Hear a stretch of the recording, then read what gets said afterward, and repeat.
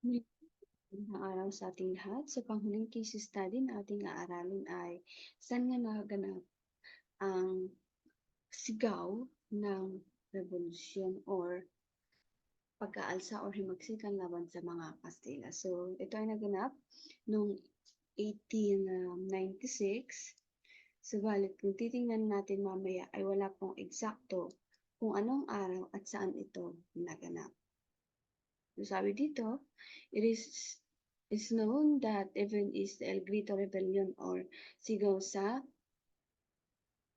ng himagsikan. So, nagganap ito noong August 1896 sa Hilagang Silangan na bahagi ng Manila. At dito, sabi pa nila, dito isinigaw ng mga katipunan ang kanilang hangaring paghimagsik laban sa mga Kastila at dito naganap yung pagpunit ng kanilang sedula.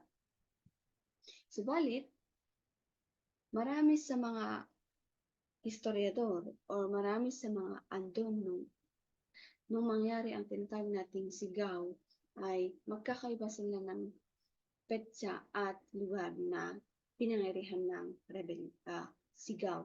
Sabi ni Diaz, ito daw ay naganap noong August 25 sa Balintawak. Si Kalaw sa Kangkong Balintawak noong last week ng August. Si Santiago Alvarez, isang eyewitness dahil isa siyang mandirigma. Naganap daw ang pagpunit ng sedula sa Bahay Toro sa Quezon noong August 24. Si Pio Valenzuela, isa ring katipunero, ang sabi niya, naganap ang sigaw noong August 23 sa Pugad, Lawin. Si Saide, isang makasaysayan, sabi niya noong 26 sa Balintawak. Si Teodoro Agoncillo noong August 23 daw sa Pugad, Lawin. At itong mga pangalan dito sa baba, si Guerrero, Encarnacion at Ramon Villegas, ang sabi nila, naganap ang sigaw noong August 24, 1896 sa Banat, Quezon City. So, titingnan natin, iba-iba po yung lugar na kanilang binanggit. So, merong Balintawak, Bahay Toro, Kangkong, Pugad, Lawin at isa? Pugad, Lawin at doon sa Balintawak. So, ang sabi naman ng date, merong 23, 24, 25, 26 at last week ng August. So, isang halimbawa po dito ay yung account ni Guillermo Masangkay, isang primary source. Ang sabi niya dito, noong daw August 26, nagtipon-tipon ang grupo ni na Bonifacio sa Balintawak sa bahay ni Apolonio Samson.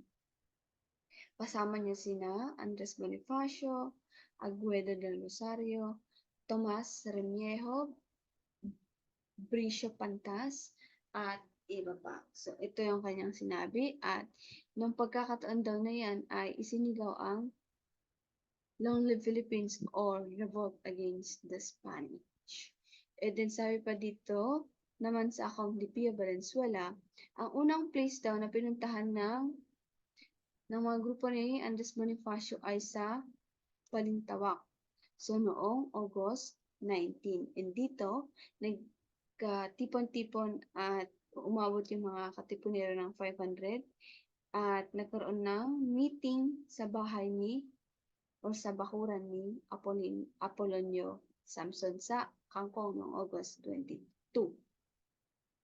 Tapos, sabi pa niya Pio Valenzuela, it was Pugad Lawin, the house, storehouse, and yard of Juan Ramos, son of Melchor Aquino, where over 1,000 members of the Katipunan met and carried out considerable debate and discussion on August 23, 1896.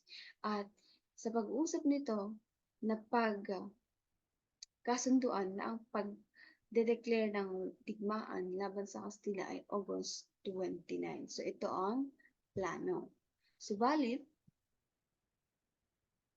after the tumultuous meeting, many of these present tore their cedula certificate and shouted, Long live Philippines o mabuhay ang Pilipinas. Simbolo ito na gusto na nilang tapusin ang ira ng mga Kastila dito sa Pilipinas at gusto nilang malaya ang ating bansa.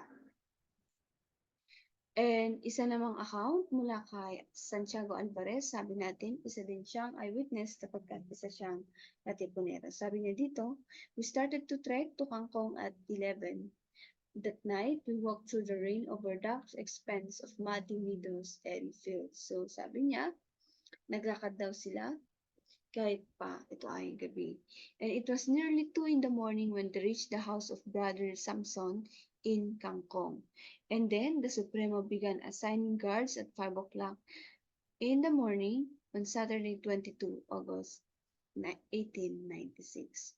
So at 10 Sunday morning, August 23, they arrived at Bahay Toro, and the following day, August 24, Monday, more Katipuneros arrived and increases the number of revolutionaries. So, using primary sources, napagtanto or nalaman natin na meron tayong iba't ibang dates at places ng rebellion. So, meron tayong Pugadlawin, Kangkong, Balintawak, at Bahay Toro.